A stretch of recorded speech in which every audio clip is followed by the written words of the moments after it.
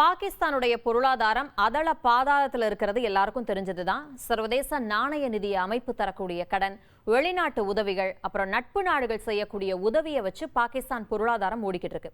இது போதாதுன்னு petrol diesel விலை உயர்வு, தாறுமாறான விலைவாசி ஏற்றம், கரண்ட் பில் பிரச்சனை அப்படின்னு அந்த நாட்டு மக்கள் ஏற்கனவே அல்லல் படுறாங்க.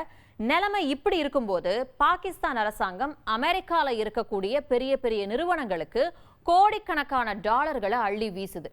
தன்னுடைய பொருளாதாரமே நிலையில்லாம இருக்கப்பவும் பாகிஸ்தான் எதுக்காக அமெரிக்க லாபியிங் நிறுவனங்களுக்கு பணத்தை வாரி வழங்கணும்?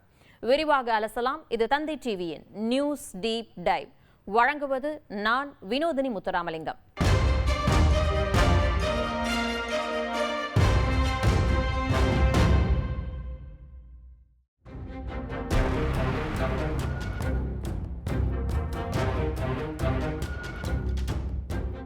லாபியிங் அப்படிங்கிற ஒரு வார்த்தை இருக்கு. அதாவது அதிகாரத்துல இருக்கிறவங்களோட முடிவுகளை தங்களுக்கு சாதகமா மாத்துற ஒரு செல்வாக்கு அப்படின்னு சொல்லலாம்.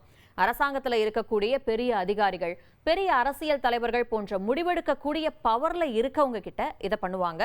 இதுக்குன்னு அமெரிக்கா போன்ற நாடுகள்ல சட்டப்பூர்வமான நிறுவனங்கள் இருக்கு. அவங்களுக்கு கோடிக்கணக்கில் பணம் கொடுத்து தங்களுக்கு சாதகமான சட்டங்களை கொண்டு வரவோ அல்லது தங்களுக்கு சாதகமா முடிவெடுக்கவோ அவங்க மூலமா அரசாங்கத்துக்கு அழுத்தம் கொடுப்பாங்க. பாகிஸ்தானும் இதையே தான் பண்ணுது. அமெரிக்க அரசாங்கம் தங்களுக்கு தொடர்ந்து நிதியுதவி தர்றதுக்கும் நல்ல பேர் வாங்குறதுக்கும், அதாவது பாகிஸ்தான் அமெரிக்கா கிட்ட நல்ல பேர் வாங்குறதுக்கும் அமெரிக்கால இருக்கக்கூடிய பெரிய பெரிய லாபியிங் நிறுவனங்களுக்கு பாகிஸ்தான் பணம் கொடுத்து சரி பண்ணுது. இந்த வார்த்தைக்கு பின்னாடி ஒரு சுவாரஸ்யம் இருக்கு.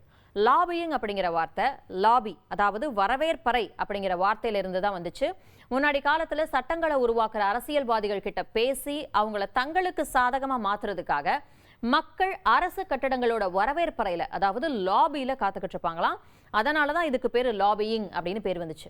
அமெரிக்கா போன்ற நாடுகள்ல லாபியிங் அப்படிங்கிறதுக்காக தனியான முறையான விதிகளும் கட்டுப்பாடுகளும் இருக்கு. அங்க இது அரசியல்ல ஒரு சாதாரண விஷயமா தான் பார்க்கப்படுது. இந்த லாபியிங்க தான் பாகிஸ்தான் இப்ப பண்ணிக்கிட்டு இருக்கு. பாகிஸ்தான் பொருளாதார ரீதியா இவ்வளவு கஷ்டப்படும் போதும் ஏன் லாபி செய்யறதுக்காக கோடிக்கணக்கில் பணம் செலவழிக்கணும்? ஏன்னா இப்ப சில ஆயிரம் கோடிகள்ல பாகிஸ்தான் செலவு பண்ணா பின்னாடி பல லட்சம் கோடி ரூபாய் மதிப்புள்ள உதவிகளையும் நன்மைகளையும் அமெரிக்கா கிட்ட இருந்து பாகிஸ்தானால பெற முடியும் அப்படிங்கிறது தான் பாகிஸ்தானுடைய கணக்கு அப்படின்னு பார்க்கப்படுது.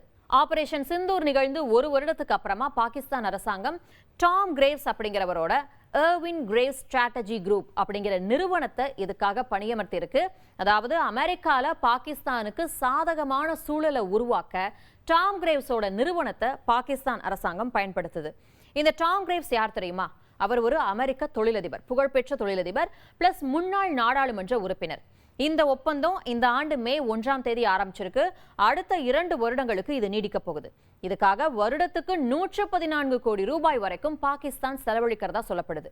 அமெரிக்க நாடாளுமன்ற உறுப்பினர்களை சந்திச்சு அமெரிக்க அரசு அமைப்புகள் கிட்ட பேசி பெரிய பெரிய கொள்கை நிறுவனங்கள், பிசினஸ் தலைவர்களை தொடர்பு கொண்டு பாகிஸ்தான் தூதர்கள் அமெரிக்க உயர் அதிகாரிகளை சுலபமா சந்திக்க வழிவகை பண்ணி அமெரிக்க மீடியாக்கள்ல பாகிஸ்தானை பத்தி ஒரு நல்ல பாசிட்டிவான விஷயங்களை வர்ற மாதிரி பார்த்துக்கிறது தான் இந்த லாபியிங் நிறுவனத்தோட வேலை. பாகிஸ்தான் என்னதான் சீனாவோட நெருக்கமா இருந்தாலும் இன்னைக்கும் உலகத்தோட ஆகப்பெரிய பொருளாதார மற்றும் ராணுவ சக்தியா இருக்கக்கூடிய அமெரிக்காவோட ஆதரவையும் பாகிஸ்தான் காப்பாத்திக்க நினைக்குது. அமெரிக்காவோட அரசியல் ஆதரவு, சர்வதேச நிதி நிறுவனங்களோட உதவி, ராணுவ ஒத்துழைப்பு இதெல்லாம் அமெரிக்கா கிட்ட இருந்து பாகிஸ்தானுக்கு தேவை. ஏன்னா சர்வதேச நாணய நிதியம் மற்றும் உலக வங்கி போன்ற பெரிய அமைப்புகள் எல்லாமே அமெரிக்காவோட பேச்சை கேட்டுதான் நடப்பாங்க. பாகிஸ்தானோட முக்கிய நோக்கமே தனக்கு இருக்கக்கூடிய மேஜர் நான் நாட்டோ ஆலி, MNNA, நாட்டோ அல்லாத முக்கிய கூட்டாளி அப்படிங்கிற இடத்தை காப்பாத்திக்கிறது தான்.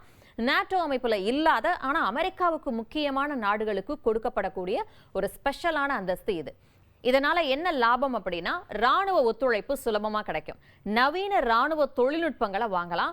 ஆனா தீவிரவாத பிரச்சனை, ஆப்கானிஸ்தான் விவகாரம், அப்புறம் சீனா கூட பாகிஸ்தான் வச்சிருக்கக்கூடிய நெருக்கம், இதையெல்லாம் பார்த்துட்டு அமெரிக்க அரசியல்வாதிகள் சிலர் பாகிஸ்தானுக்கு ஏன் இந்த அந்தஸ்தை கொடுக்கணும் அப்படின்னு கேள்வி எழுப்ப தொடங்கியிருக்காங்க. அதனால அமெரிக்காவை நம்ப வைக்கிறதுக்காக இந்த லாபி நபர்களை பாகிஸ்தான் பயன்படுத்துது. பாகிஸ்தான் போட்டிருக்கக்கூடிய ஒப்பந்தத்துல ஆப்கானிஸ்தான்ல இருந்து அந்த நாட்டுக்கு வரக்கூடிய அச்சுறுத்தல்களை பத்தியும் சொல்லப்பட்டிருக்கு. ஏன்னா 2021 அமெரிக்கா ஆப்கானிஸ்தானை விட்டு வெளியேறிடுச்சு. பாகிஸ்தான் என்ன சொல்லுது அப்படின்னா, எங்க எல்லைக்கு பக்கத்துல, அதாவது ஆப்கானுடனான எல்லையில தீவிரவாத குழுக்கள் செயல்படுது, நாங்க தீவிரவாதத்தை எதிர்க்க உங்களுக்கு உதவி செய்யறோம் அப்படின்னு பாகிஸ்தான் அமெரிக்கா கிட்ட சொல்லியிருக்கு. ஆப்கான் தீவிரவாதம் அப்படிங்கிற பூச்சாண்டியை காட்டி பாதுகாப்பு பிரச்சனைகளை பெருசாக்கி அமெரிக்காவுக்கு இன்னும் பாகிஸ்தானோட உதவி தேவை அப்படின்னு சொல்லாம சொல்லியிருக்கு பாகிஸ்தான். ஏன் அப்படின்னா பாகிஸ்தான் மேல உலக நாடுகளுக்கு பல வருடங்களா சில புகார்கள் இருக்கு. பாகிஸ்தான் தன்னுடைய நாட்டுக்குள்ள சில தீவிரவாத குழுக்களை வளர விடுது அல்லது கண்டுக்காம இருக்கு அப்படின்னு அமெரிக்க அதிகாரிகளும் மற்ற நாடுகளும் தொடர்ந்து குற்றம் சாட்டிட்டு வர்றாங்க. கருத்து சுதந்திரம் இல்ல, சிறுபான்மையினர் ஒடுக்கப்படுறாங்க, அரசியல் பழிவாங்கல்கள் இருக்கு அப்படின்னு பாகிஸ்தான் மேல சர்வதேச அமைப்புகள் அதிருப்தியில இருக்காங்க. இந்த மாதிரி கெட்ட பேரை மாத்தி தங்களை பத்தி ஒரு நல்ல பேரை அமெரிக்காவுக்குள்ள பரப்பதான் இந்த லாபி டீம் வேலை செய்யுது. அமெரிக்க அரசியல் வெறும் அரசியல்வாதிகளை மட்டும் வச்சு நடக்கிறது இல்ல, அங்க இருக்கக்கூடிய பத்திரிகைகள், டிவி சேனல்கள் மற்றும் வல்லுநர்களோட கருத்துக்களுக்கும் பெரிய மதிப்பு இருக்கு. செல்வாக்குள்ள அமெரிக்க மீடியாக்கள் பாகிஸ்தானை நல்லபடியா காட்டினா அங்க இருக்கக்கூடிய அரசியல்வாதிகளும் பாகிஸ்தானுக்கு சாதகமா மாறுவாங்க அப்படிங்கிற கணக்கு பாகிஸ்தானுடையது. இவ்வளோ பொருளாதாரத்துல பின்தங்கி இருக்கப்ப பாகிஸ்தான் எதுக்கு செலவு பண்ணணும் அப்படின்னு நம்ம யோசிக்கிறோம். ஆனா பாகிஸ்தான் தலைவர்கள் இதை ஒரு முதலீடா பாக்குறாங்க. ஆனா இது தப்பு அப்படின்னு விமர்சனங்கள் முன்வைக்கப்படுது. பாகிஸ்தான் முதல்ல தன் நாட்டுக்குள்ள இருக்கக்கூடிய பிரச்சனைகளை சரி பண்ணணும் அப்படின்னு சமூக ஆர்வலர்களும் பொருளாதார வல்லுநர்களும் திட்டவட்டமா சொல்றாங்க. பாகிஸ்தான்ல இப்போ என்னென்ன பிரச்சனைகள் இருக்கு அப்படின்னா, தாறுமாறான விலைவாசி உயர்வு, கழுத்த நெரிக்கிற அளவு கடன் சுமை, கடுமையான மின்சார தட்டுப்பாடு, நலிவடைந்த பொருளாதார வளர்ச்சியை நோக்கி பாகிஸ்தான் போய்கிட்டு இருக்கு. எதுக்கெடுத்தாலும் சர்வதேச நாணய நிதியத்தை எதிர்பார்க்கக்கூடிய நிலைமை தான் இப்ப பாகிஸ்தானுக்கு இருக்கு. இதெல்லாம் அங்க இருக்கக்கூடிய முக்கியமான பிரச்சனைகள். 2022-24 காலகட்டத்தை விட இப்போ நிலைமை கொஞ்சம் பரவாயில்லை அப்படின்னாலும் பாதிப்போட தீவிரம் இன்னும் குறையல. முக்கியமா மேற்கு ஆசிய நாடுகள்ல நடக்கக்கூடிய சண்டையால பாகிஸ்தானுக்கு பெரிய பிரச்சனை.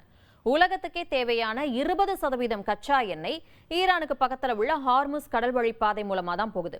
பாகிஸ்தான் இந்த வழியத்தான் முழுசா நம்பியிருக்கு. பாகிஸ்தானுக்கு தேவையான 90% கச்சா எண்ணெய், 90% LNG எரிவாயு இந்த ஹார்முஸ் பாதை வழியா தான் வருது. இப்போதைய நிலவரப்படி பாகிஸ்தான் ரூபாய் மதிப்புல அங்க 1 லிட்டர் டீசல் 380 ரூபாய், 1 லிட்டர் பெட்ரோலுடைய விலை 381 ரூபாய். அடுத்த நிதியாண்டுல பாகிஸ்தானோட பணவீக்கம் 8.4%-இருந்து 8.6% வரைக்கும் உயரலாம் அப்படின்னு கணிச்சிருக்காங்க. எரிபொருள் விலை ஏறுனா சாப்பாடு, போக்குவரத்து, கரண்ட் பில்லு, அத்தியாவசிய பொருட்கள் அப்படின்னு எல்லாமே ஆடம்பரமா மாறிடும். ஆதரவாளர்கள் இதை தேவையான முதலீடு அப்படின்னு சொன்னாலும் விமர்சகர்கள் இதை பொருளாதாரத்துக்கே வழி இல்லாதப்போ பாகிஸ்தான் செய்யக்கூடிய வீண் வேலை அப்படின்னு விமர்சிக்கிறாங்க. கையில காசு இல்லை அப்படிங்கிறப்போ உள்நாட்டு பிரச்சனையை சரி செய்ய முயற்சி செய்யறது தான் முதல் கடமையா இருந்திருக்கணும். நம்ம எக்ஸாம்ல எல்லாம் பார்த்திருப்போம், ஒரு பையன் ரொம்ப கஷ்டப்பட்டு பரீட்சைக்கு பிட்டு ரெடி பண்ணிட்டு இருப்பான். ராத்திரியும் பகலுமா கண்ணு முழிச்சு கை வலிக்க வலிக்க எல்லா பிட்டையும் எழுதி பரீட்சைக்கு ரெடி ஆயிட்டு இருப்பான். இவ்வளோ கஷ்டப்படுறதுக்கு நீ அதை படிச்சே எழுதலாமே அப்படின்னு தோணும். ஆனா அந்த பையன் கேட்பானா? கண்டிப்பா மாட்டான். பாகிஸ்தான் செய்யக்கூடிய வேலையும் கிட்டத்தட்ட அதே மாதிரி தான்.